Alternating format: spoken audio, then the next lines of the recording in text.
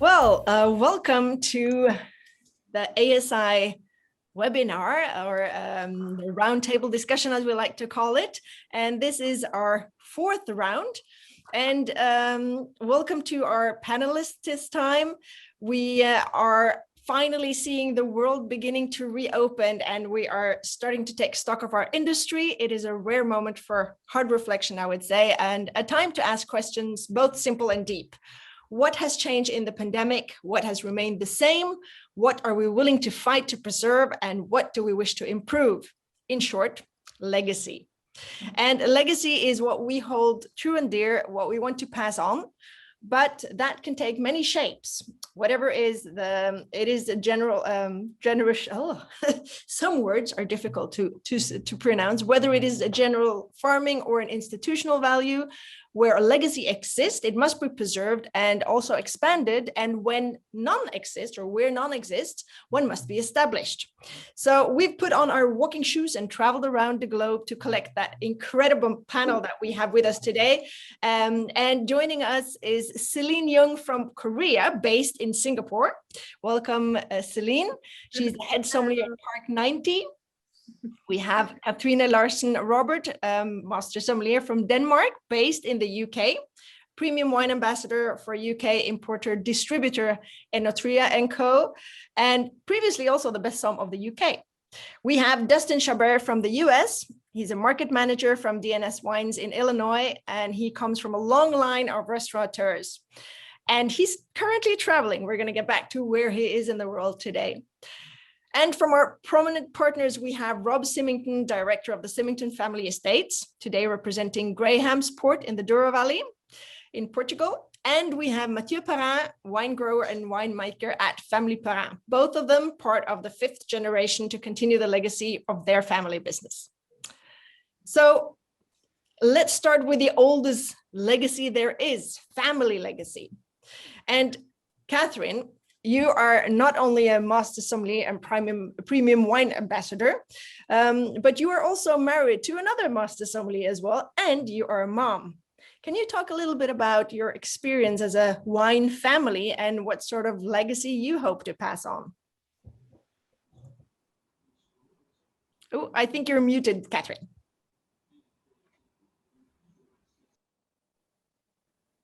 Okay, can you hear me? Yes, we can. Sorry about that. So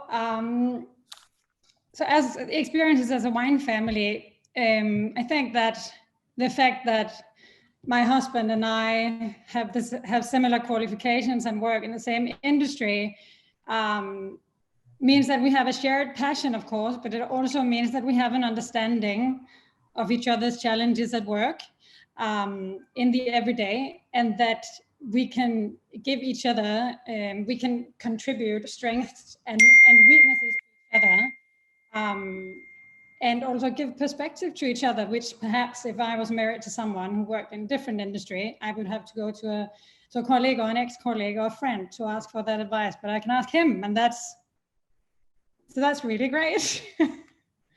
And the legacy that I hope to pass on to the next generation in the wine industry and to my children is first the importance of education and the importance of learning, and the freedom and greater understanding that these things can give us, but also the importance of being authentic in our working with wine and making wine and learning about wine and working with wine accessible on many different levels and to many different people. And finally, the importance of being truthful to the challenges and the experiences, both good and negative, that we have along the way, and sharing them with each other so that we can, I'm not sure I understand. Move forward. This is the legacy that I hope to pass on. But I think that is amazing. And I also think it's great that the two of you, it's not only that you have a companionship as partners, but that you have the same interest and the same passion for your work, which is obviously more of a lifestyle for the two of you, I guess. Yes, yes. And I can imagine that your son, he's probably already great at swirling the glass. He knows how to smell not only regular beverages. I'm sure he's allowed to smell wine too, but yeah, even soup. raising a tiny little Flavor. song. Perfect. Yes, yes, perhaps. Yeah. Yeah. Thank you so much, Catherine. Andy, Rob, Dustin, and Mathieu all have stepped into multi-generational family businesses, in some cases stretching back 5 generations, whether it's a family winery, such as the case of Rob and Mathieu, or a restaurant like Andy and Dustin. It can't always have been easy. Mathieu and Rob, you both spent time away before returning to your respective family businesses in France and Portugal. Can you each talk a little bit about what that initial re-entry was like? How did being away affect your perspective as you approached your roles and responsibilities where you are now? Mathieu. Yes, thank you very much. Yeah, it's not easy, you know, I joined the company in 2007, so probably less and less younger in the company. That's what I expected, but I think it's, you know, being in one company, one family, it's part of your life. It's not just a job. I guess, you know, I was born not physically, but at the winery personally. So I grew up over there. It was my playground. So everything is mixed over there, and you grow up. And finally, you know, you arrive over there and you discover all what is behind your winery, which when you are kids, you know, you are used to test. I remember, you know, my father training us at the beginning by let us test some yogurt in a blind tasting, you know, and which one is strawberry, which one is apricot. And I think it's a question of education, and going in a family winery, you have to be curious. And for being curious, you have to do also your own experience. And it's never right to come back at the family winery. It's never, you have to make your own choice. And it's probably what our parents have said to us. And it's probably what I would say to my kids, you know, travel, see the world, make your own experience. And if you want, please coming back. And if you come back, of course, be respectful about the job of the previous generation, continue the fantastic jobs that has been done previously, but also try to improve already what you have done. And you know, we try to be perfect every day in a family business because it's a lot of pressure, but it's almost impossible to be perfect, especially when you do wines. And so you just wake up every morning and trying to be excellent, at least at the end of the day. And probably doing that in a family winery with my brothers, my cousins at every levels is probably more easy to do because you have always a member of the parent family. I don't know, in the cellar, in the vineyards, and on the market, whatever. So at every steps, you keep the philosophy, and it's what we are trying to do when we join the family business. Well, I think that's probably a great way of approaching it. And if everyone had a smooth transition like that, I guess there will be making a lot more wine today. What about you, Rob? How was that coming back to your roots when you'd been out doing other things for a while? Yeah, it was an interesting process. I've been back 4 years, so I rejoined in 2017. And I spent the first 10 years of my career in the UK, first working in management consulting, and then I started a business. And so I wasn't working in wine before I came back to the family wine company. Although I'd done holiday jobs and worked in the vintage in the winery and stuff. And because I'd started a business in London, it's an online business. It's called Escape the City. It helps people make unconventional and exciting career changes. So it's nothing to do with wine, although a lot of people who work in the corporate world want to work in wine. I have to admit, one of my fears about coming back to Portugal might be that I would be entering into a very traditional environment, maybe like going back to work in the 1980s. Because, you know, this is a company that has been around for 140 years. and port is a sector of the wine trade with a lot of tradition and heritage. And I was pleasantly surprised when I rejoined to realize that actually you only survive as long as we have by constantly reinventing yourself. And so every generation has had to reinvent many aspects of what we do.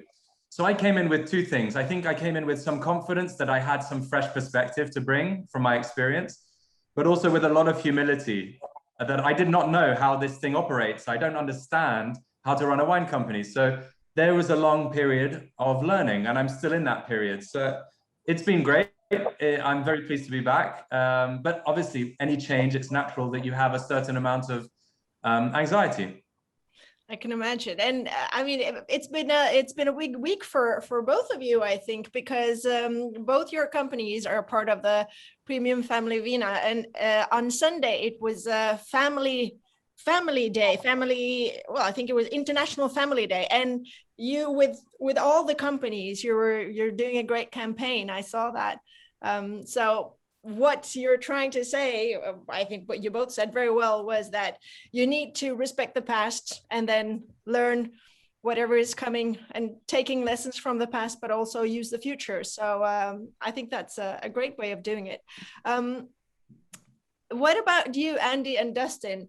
Both of you come from families with a long legacy in the restaurant trade. Obviously, Dustin, you don't work there right now, but you have the same legacy, I guess. How do you define legacy and what do you see as yours? Andy, what do you think?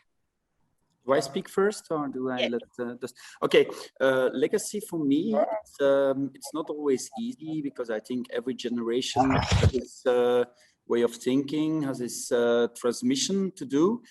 And in my case, I'm born in the restaurants, I'm raised in the restaurants. I took part of this spectacular, how can I say, for me, the restaurant, it's like a theater where I'm born in. And when I woke up in the morning, the first thing was which clients will be there, how can I be in the kitchen, can I say hello to the customers, can I go and help in the kitchen, can I help in the dining room, can I do something to participate.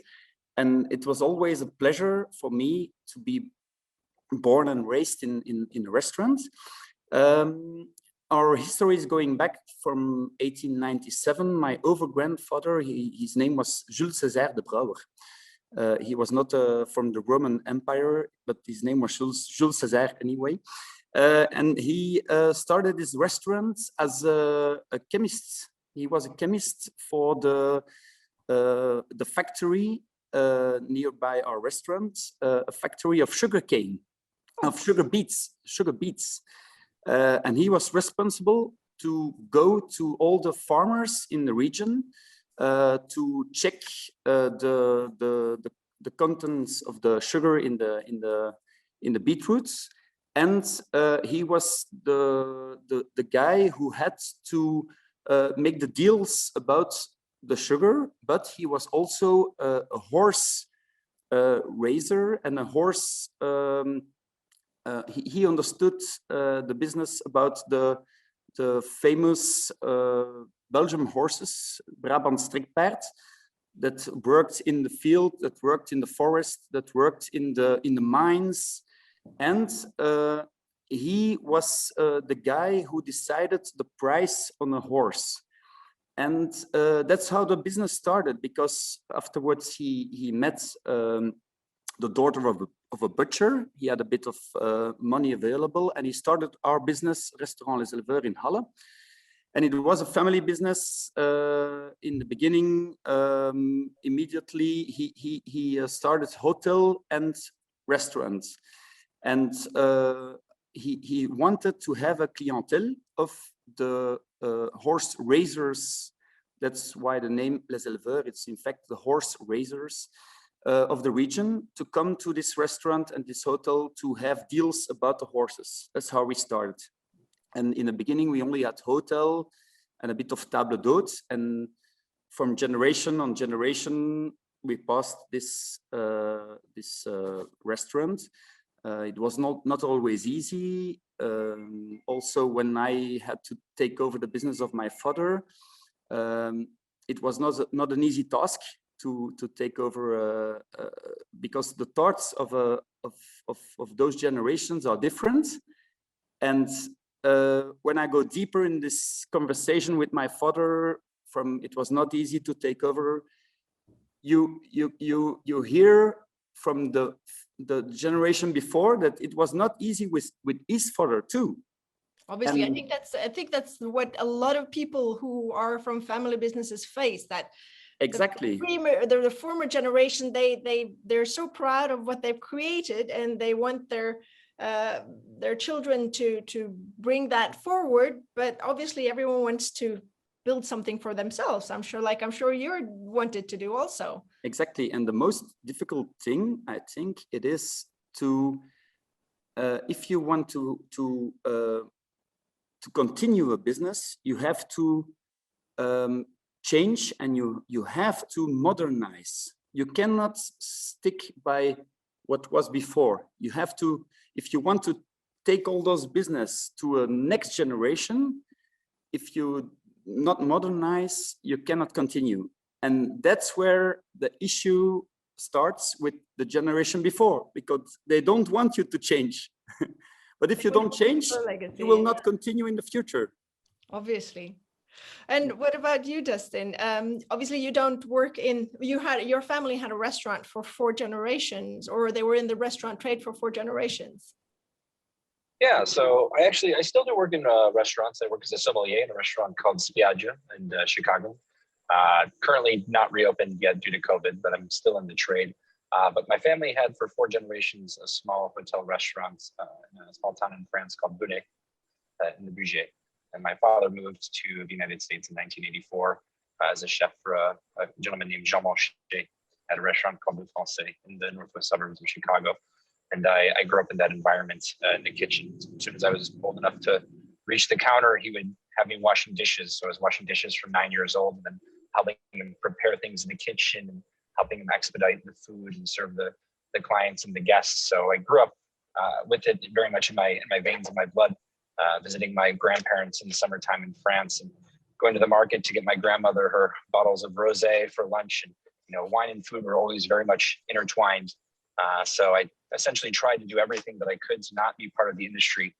My father promised to his mother that I would not be the 5th generation in the business, because she said 4 generations is enough. But lo and behold, I became more and more interested and fascinated, and out of university started working in Michelin-starred restaurants in Chicago and managing the front of the house and getting a little bit more involved in that. And as things progressed, I found wine as my avenue to really express and kind of carry on my family tradition in hospitality and fine dining, and introducing people to different regions of the world and different producers and telling their stories and trying to tie the world together in those ways.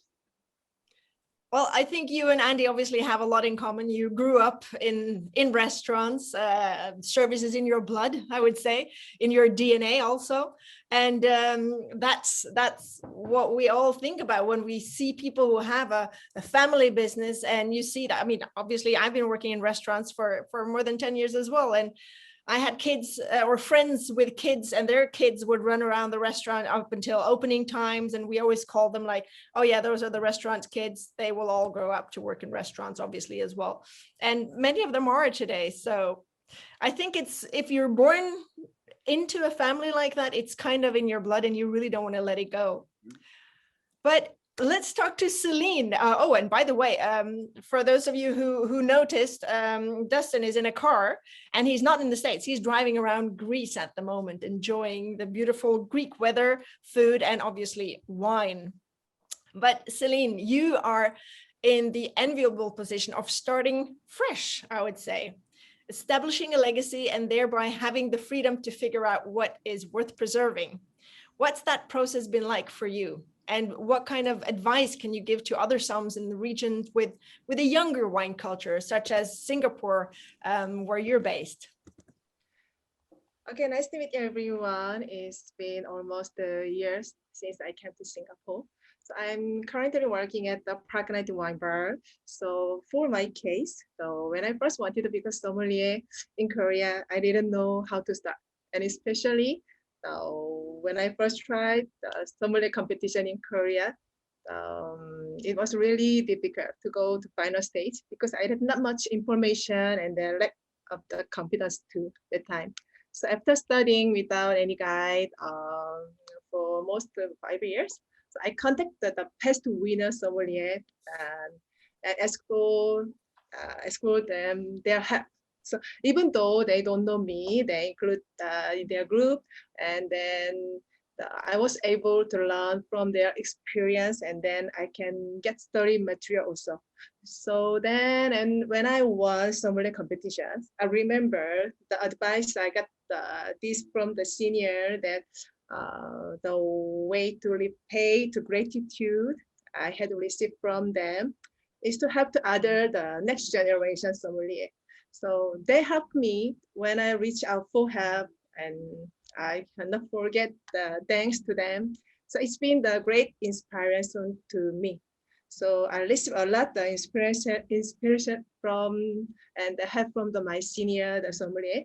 So I'm trying to actively help to our junior sommelier because it's our obligation, right? So when I think about legacy, so for me, I'm really bit different. I cannot say with the love and then the Steen and then Matthew and this. So for me, more the personal approaches. So for me, always more the mentor and mentee comes to my mind first. So my workplace, Park Nighty is Singapore's largest wine bar. So here, total 12 sommelier here, and then we included 3 Taiwan sommelier, total 15 sommelier here. So the 6 senior sommelier is constantly trying to inspire to our junior sommelier. So in our team, there are mentor and the mentee relationship between each other, of course.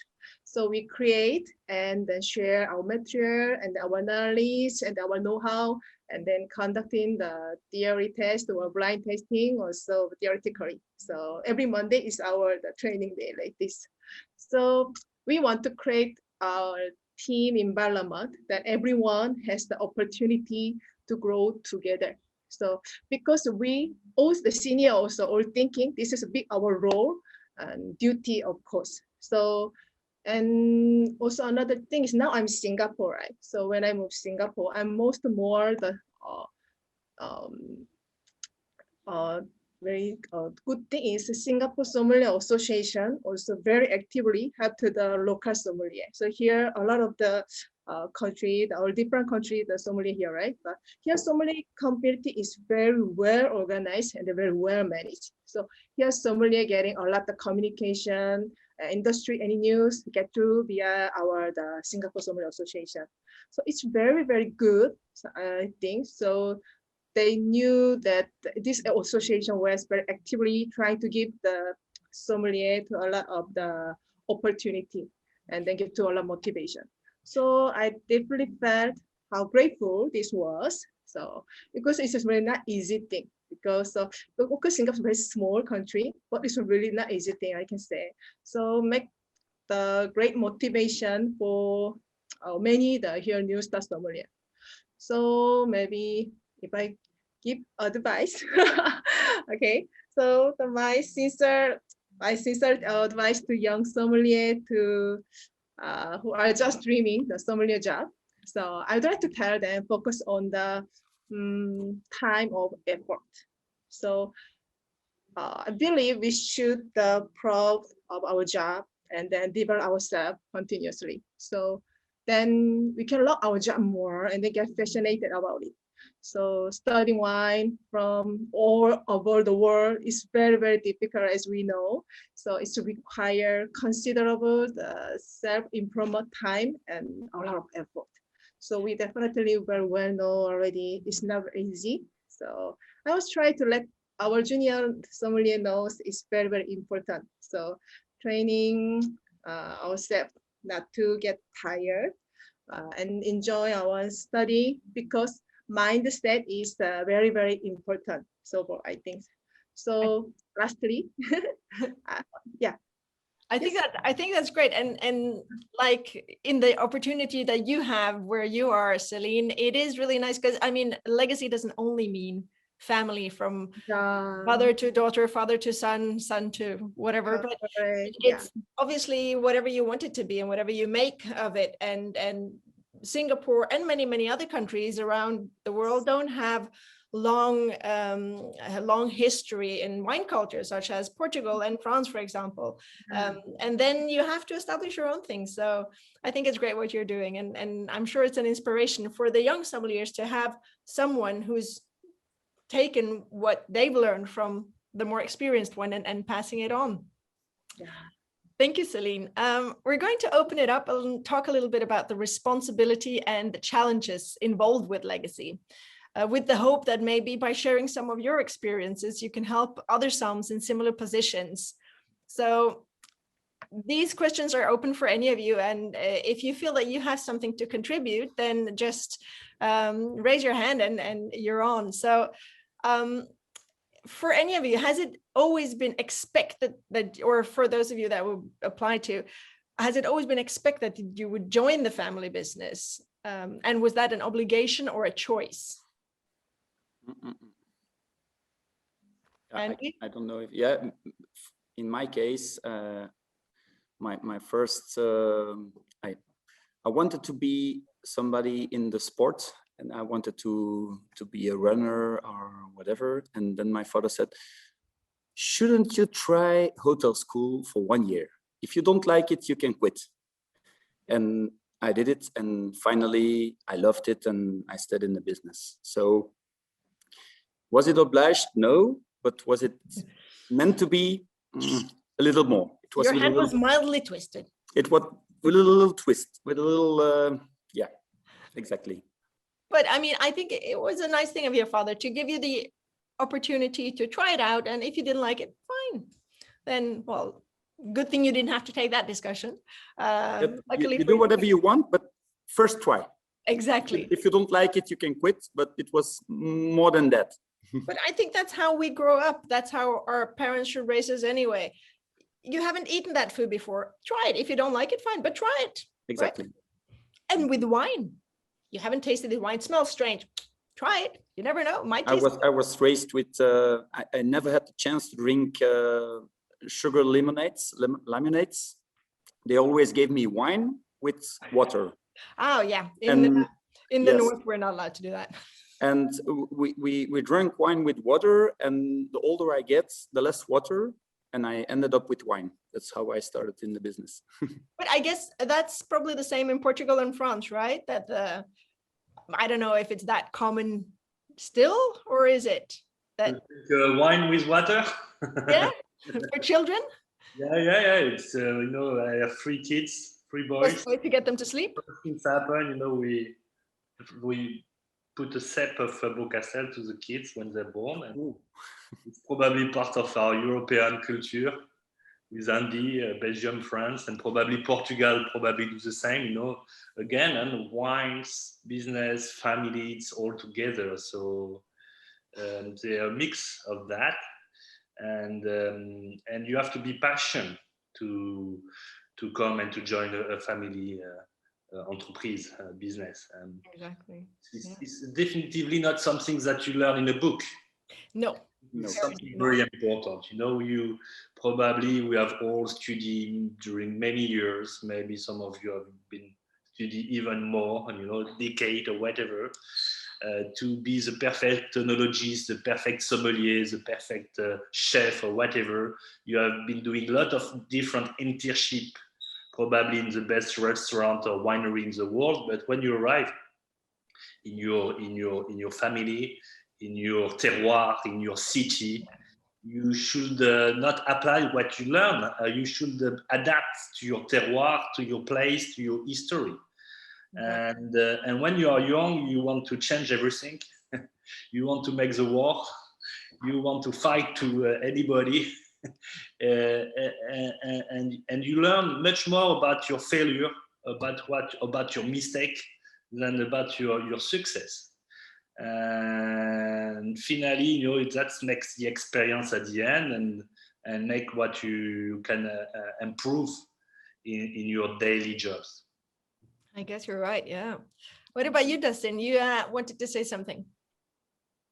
No, it was just funny in the idea of wine and water when I was growing up. So I grew up in the United States, and my father, obviously being a Frenchman, raised me to drink a little wine with water or just maybe a small amount. And when we would go eat in his friends' restaurants, I would still be extended the same courtesy, even though it was illegal. And I always remember getting the strangest looks from people walking by, being an 8, 9, 10-year-old child sitting at the bar, having a steak frite and a glass of Côte du Rhône. And I didn't see what the problem was. And, I don't think that would fly these days, but it was always nice growing up and having that privilege and really learning about wine and being able to enjoy it, and see it as a part of the meal and a part of a culture and not a taboo. No, and I people growing up in America see. I would say that you get a head start. Can you imagine? I think I had a leg up. Evolved your taste buds from an early age on. It gives a good starting point from when you're allowed to actually taste it at the age of 21, I guess, in the States. But what is for any of you actually, what has been your biggest challenge when it comes to choosing, establishing, or continuing your legacy? Catherine, do you have any thoughts on that?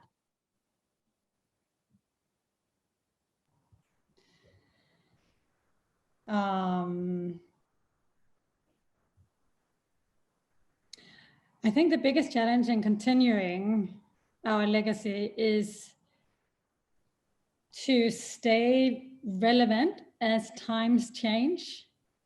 And for example, now with following the pandemic, I think it's incredibly important that we sommeliers, or not only sommeliers, all sorts of industries find more ways of adding value to the business that we work for. So from a sommelier perspective, that is not only the wine knowledge that's important, that's one thing, but being able to,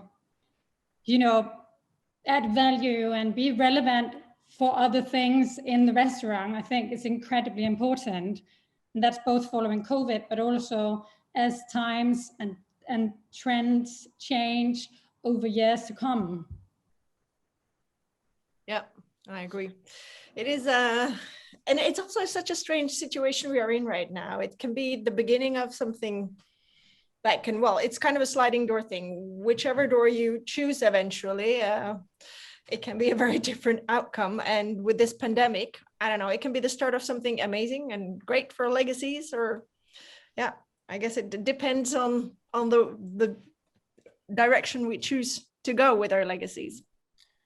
I have a question here from someone who asked on Facebook, going back to Rob's point on how important it is to encourage your kids to explore other opportunities. And Andy was also talking a little bit about that, exploring other opportunities, fields to understand if they have the real passion needed to work in a winery or restaurant. Is it to me? Well, no, to any of you basically, but it was more based on the question or some of the comments that the two of you were talking about earlier about how important it is to encourage your kids to explore other opportunities.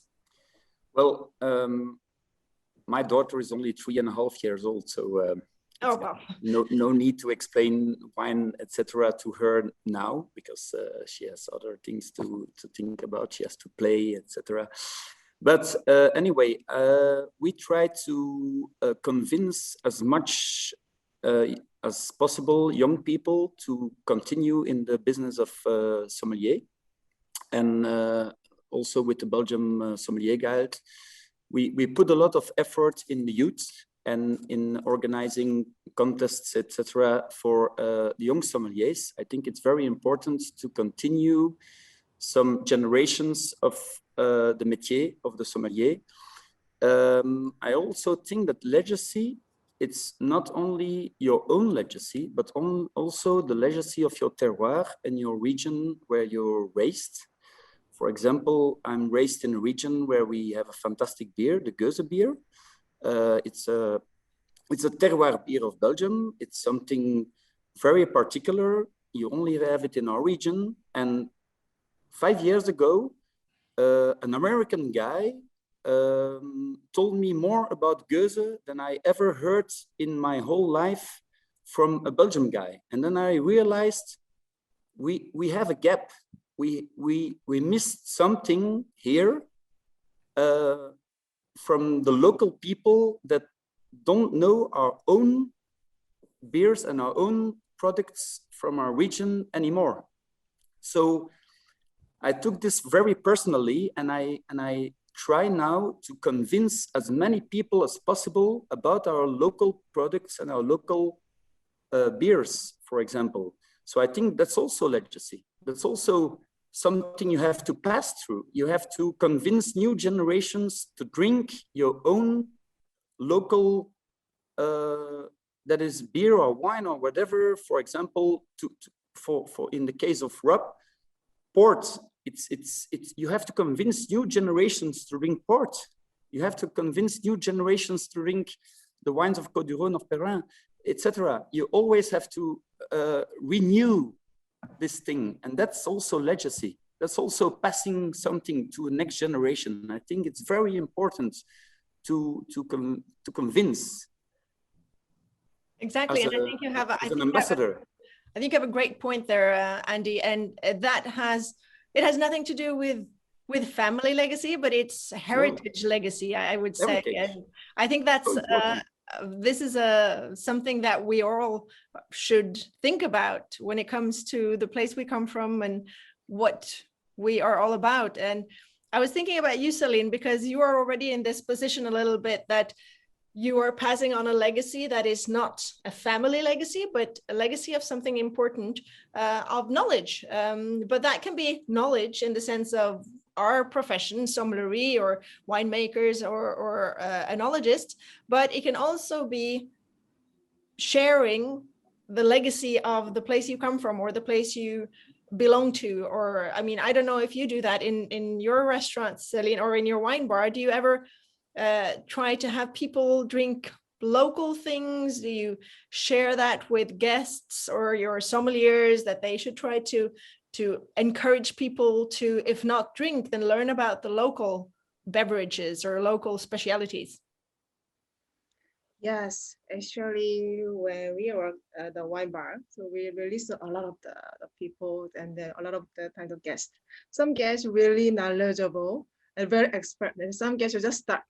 So I think one of the job is have to make the guest loving wine, and then that is actually the most important job. Important our duty is, I think. So we are the storyteller. So now maybe we also actually own distributor of a podcaster. So I just say maybe if guests come, I want to introduce the podcaster and then their history and legacy and then the characteristic, and then they love their wine, and then they start slowly know about wine, and then they can also try other winery also, right? So I think this role is actually our sommelier thing. So I'm personally not only the guest, always I'm very, very happy to talk with our guests, and then I want to share the communication with about our experience about wine. So it's not only the same industry, sommelier, not only our guests also actually, we can give to them all of the motivation. So sommelier is also, I think, is very important. So because sommelier is in middle, the middle part. So I think so. So I think so. Not only personal legacy, family legacy, but I think so we can focus into our job, and then we can go more proud that proud. Yes. So I think so. Yeah, and you're right. We are storytellers. That's what we are. And for those of you who come from family legacies, you are storytellers too. You have a family history, a story to tell. And right now you're making your own story. And I think it was interesting what you said, Mathieu, about terroir also being a legacy. How can you give that legacy on to your children about terroir? Is it the notion of terroir, or is it taking your children when they grow older into the vineyards? Yeah, sure. It's a question of education, but also a question, in the wines, terroir, and probably in general in the wine business, it's only the only job in the world when you are planting a new vineyard today that you will take the benefits in 20, 30 years. And probably in the same time, the only job in the world when you open an old port or old Châteauneuf-du-Pape from the 80s or the 70s, that you are talking about the weather condition happened 40 years back. So the relationship there is absolutely unique. And it's a work of most of the time of about one generation. And when you know that, when you understand that, you feel you very humble and respectful. And this is this respect and this humility. It's first a question of education that's definitively in the heart of the family winery. Good point. Yeah, I agree with Mathieu. I think the terroir, ultimately, a vineyard is just a place. It's the people that make it come alive. And so being able to have the incredible privilege of spending your childhood or your holidays and then your professional life in these locations, and knowing that your ancestors did the same thing, and you're playing or you're swimming in the same river, or you're walking on the same walks through the vines, I think that is it's incredible. And that's the gift that, I also have young children like Andy, a 5-year-old and a 3-year-old, and they're now having this, which is very special. And I think that's the transmission as well.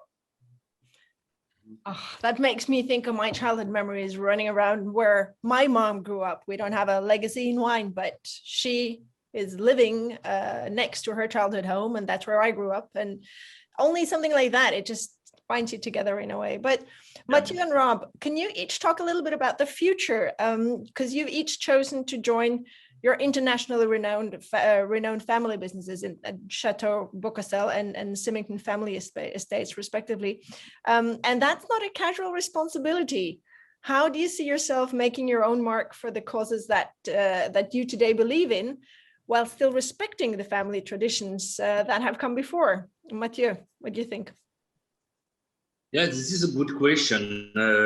When you join a family company, family business like that, you have to understand that that's a richness, and not financially I'm talking about, but it's a family richness. It's part of being a group together, working together to build a common project, not for you, but for the next generation. And as I said about the relationship with the times, you never try to impress finally. Today we are talking about what is the wines that you are tasting, and you want to make a picture of the best wine in the world, about the best food in the world, and you are straight away about the pleasure right away. And in the wines, the relationship is not about that. And that means you don't try to impress anybody, or any journalist or any sommelier. Of course, if you can do, you are always happy to do that. But we try finally in a very humble way to impress our son, or the son of our son, our grandson, will probably say, okay, my father, my uncle, or what else, had made a good decision. We speak a lot about Jacques Perrin, my grandfather, where we make a special cuvée homage Jacques Perrin today. About his vision when he decided to stop all the organic farming, being biodynamic, about the 13 grape variety in Beaucastel, and many different things that probably all the family have in special. And Jacques, and we hope we do the same today, didn't follow any trends, any what was fashion or trendy at this time. Was just following his own idea. With the risk to be misunderstood and understood at these times, sometimes we believe he was a crazy guy. Even today, we say it was a genius, and the border limit between being a genius or crazy sometimes is not far away. So we try to just follow our own heart, our own passion, and we hope our choice from today will be a good choice for tomorrow. And it's what we do every day with my brothers, cousin. It's sometimes not easy, because we have our own vision. And when we are not agree together, that's probably it's not a good choice for the future. And finally, when we make an agreement about, I don't know, what we have to plant in this new vineyard, if we have to invest in this place or whatever, and that we have no talks each other about this decision, this is probably a good decision for the future.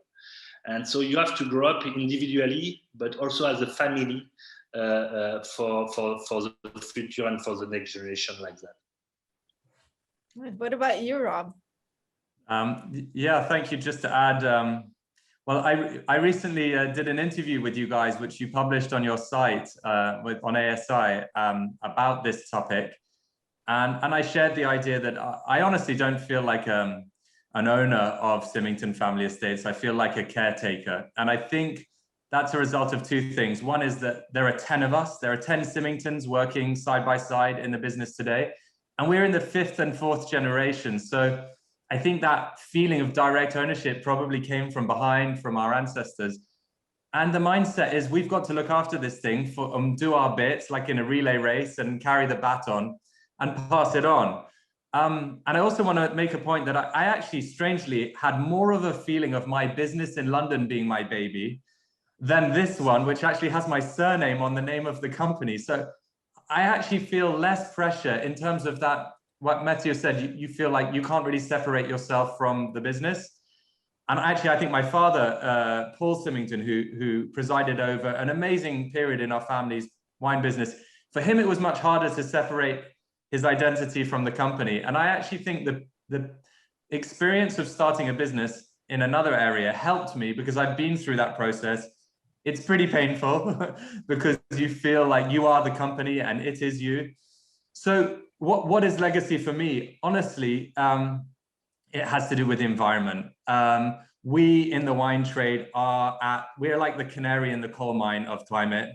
And it's not just climate. As we all know, there are many challenges we face. Those of us working today, and I'm going to be working well into the second part of this century. After 2050, I hope many of you are as well. We have to solve the challenges that we face, because if we don't, our children will not be able to do what we've been doing. And certainly in the Douro, we are a hot and dry region. We cannot afford a huge amount of climate change before this beautiful valley behind me becomes very, very challenging for high quality wine and port production. So my job, and everyone else's who is in this business with me, is to understand these threats, adapt to climate change, and to use our voices, like I'm doing right now, to collectively encourage wherever we can global response, because without that, there will be no happy future for my daughters and their children. So it's that simple. Obviously, we need to keep making fantastic wines. We need to look after what we have, but what is looking after what we have, if not long-term mindset, thinking in terms of generations? The future is challenging, and we need, our generation will be the ones that either make sure the Titanic doesn't hit the iceberg or it hits it. It's that simple. We have about, we have some years to change. So that's my message. It's about, sustainability was always at the core of a family business because you're thinking about handing it on. And now the alarm bell is ringing. So that's where I am on legacy.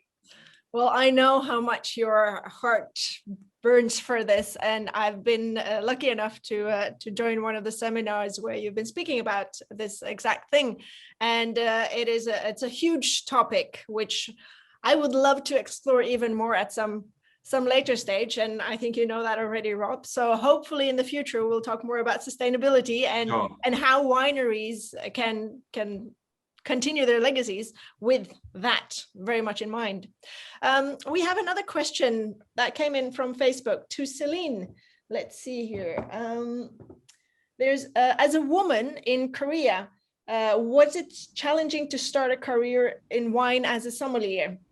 And have you ever encouraged women in your own country to also become sommeliers? Oh yeah, this question is a lot. I got a lot this question, the Become Women's Day.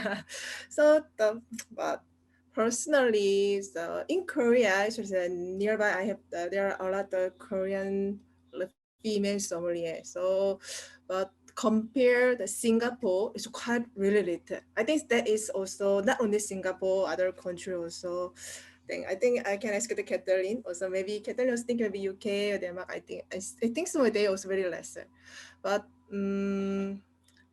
in Korea, I think it's a really no any the barrier for the female sommelier thing. Oh, And that's yeah, because I already start work at a hotel, so I already want to start the Ritz-Carlton Seoul. So I already know that because I'm already have the senior sommelier also there, and then later after won the competition, I know the many the female sommelier know there. So I think maybe after married, the female sommelier keep the consistent to the job, keep job is a little bit difficult because we can have to stop the career sometime. okay. But I think it's for me, for no any gender thing. But sometimes I was thinking why everyone see why the female sommelier, why male sommelier, why sometimes the more that we talk about this female sommelier thing. So sometimes females more the very more kindly talk, and the more the very sensitive and the more detailed service. We can serve the more detailed service. So I don't think this the gender is so not really very important thing. So just mindset, and then I think it's I also respect a lot of female sommelier, and the male sommelier also quite a lot. Really, I'm really good to see you here at Dustin and Andy also, and then Catherine also. And this one I think we don't need too much the focusing to there. So because in Korea it's all open mind. So sometimes some restaurant want to only the female sommelier also, as I remember. So as I experience. So I don't, yeah. That's my opinion. How about Catherine? Yeah. I think we can ask Catherine also, because in the UK, Europe is like this more difficult. I think so. But did you become a sommelier in the UK, Catherine, or in Denmark? Because you're originally from Denmark, but you live in the UK. So I graduated. I did hospitality college in Copenhagen, and then worked in Michelin-star restaurants in Copenhagen. Moved to London in 2007. But so I got the qualifications after I moved to London. And was there a lot of female somms in London? There are certainly more men than there are women, but I think we are seeing more women working as sommeliers. And I think it's sort of, what is the word in English? When younger women see other women being successful, it sort of encourages them to try it out as well. Hopefully, yeah. And hopefully that will happen both sides. Absolutely. Also. Yes. I have a last question for everyone. So if you could choose one single bottle of wine or spirits to pass on to the next generation, what would that be, and why? What would be your choice, Andy? Choice, difficult. I love port, and it's not because Rob Symington is there, but crazy about port, and especially vintage port. And I think if there's a wine that can last for generations, and that's vintage port, of course. And if I can offer my daughter a bottle of her date of birth of vintage port, and that she will drink maybe at her marriage or whatever, I think it's a fantastic gift to the next generation. That's a nice bottle of port. I love all fortified wines, sherry, port, Madeira, even Marsala. I'm crazy about those things. Also beers, some, you know, on our local Größe beer, the date of expired, it's 20 years. So 20 years. So on the label, it can go on and go on because it's still on the lease, and it can age very, very long. So to me, I think there are so many fantastic drinks in the world to be passed on generations that you can offer to your next generation if you think a little bit about this, not only in wine, in beers, in whatever. I think it sounds like your daughter is going to get a very large mixed case of very nice bottles whenever That's for sure. decides to marry or If I think about legacy, I think you should bring your children into places. Yeah. Because if I see Rob Symington sitting behind this fantastic vineyard of Quinta de Malvedos, what I remember is the smell of the schist, the smell of the orange trees behind. That's, you have to bring the people, the next generation, to the places. If I see Mathieu Perrin, I never had the chance to go to his vineyard in Chateauneuf, but I've been to Tablas Creek in Paso Robles in California, and I remember the white schist into the soil, and it's so amazing. That's something. It's a little how can I say, a little grain that you put in the mind of your next generation, and I'm sure they will remember later the smell of a place, the terroir, the sun, the breakfast they had in the morning. That's also legacy. I think that you are going to be a great mentor for your daughter eventually when she will be susceptible to that. That's what it sounds like to me anyway. What bottle would you bring, Mathieu? If I have to give one bottle to my sons, first it will be a Magnum. Obviously. Probably. And it's very difficult to answer to that. It will be for sure a family winery for all the reasons that we are talking since the beginning of the interview, because family, as Rob says, is sustainability, is heritage, is terroir, and everything we already explained. And of course, I'm part of a family, so I believe that family wines have extra emotion in the wines, because you're just not tasting quality, you're just not tasting wines, but you are understanding the works of the old generation who has been invested to produce this bottle. So it will be definitively a family winery, from Portugal to Spain to Italy to France to Germany to US, wherever, from family which have been working for generations to express their terroir, their identity, and their DNA. And it's probably sometimes not the most well-made and perfect wine in the world, but you enjoy them for their quality, but also their default. It's the border limit there. It's also not far away. Default. So for one of us, it's probably a quality, and it's what is about life. Your best friend is probably plenty of quality, but sometimes they have more difficulty, and you like them for that. And it's what you try to express by making a wine a family, is just to have the best picture about the place where the wine is come from. To me, that also sounds like a mixed case of magnums from a lot of really nice wineries. So far, I'd like to both have you as my father when I grow up. What about you, Celine? What would you give to your children or to whoever you would like to be a mentor for, if you could give away one bottle? Very hard question. Okay, so this question is, I think, is more very, very meaningful, very hard to decide to the low end, Matthew, I believe.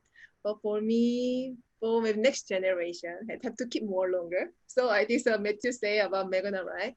For me personally, if I choose one bottle, I maybe if I could find my favorite producer, the Pierre Auvergnois, the Bangjon. I really love much the Bangjon, especially maybe if I can find the 85 the Arbois, the Pierre Auvergnois one. I want to share with them and then drink it. Especially Bangjon is really can be more, right? Of course, a put and fortified wine also really can keep more. This was amazingly, it's a good wine. So there are countless great winery in the world. So as a sommelier, as a wine lover, especially the Pierre Auvergnois is one of my favorite winery in the Pupillin in the Jura. So his wine is really precious and very always awesome. So I think everyone here knows his wine shows masters meticulous touch like this. So I hope to talk to the next generation, become the sommelier like the Pengjo with the keep unique own characteristic and they keep history and then their legacy. So, and also maybe if I can get I also recently what the most the memorable wine is the Homage Jacques Perrin 2001. Now after 20 years already, right? So if I found the magnum of Jacques Perrin 01, I think it's also a very good idea. Nobody can choose one bottle. It's really hard. No, really hard. I also really love the ground food. I really love that. So very hard question. What about you, Rob? What bottle or bottles would you choose? Well, Andy helped me out on this. He warmed it up. Thank you for being such a fan of port and fortified. The backstory on what I would give to the next generation is that I had one daughter was born in 16 and one was born in 17.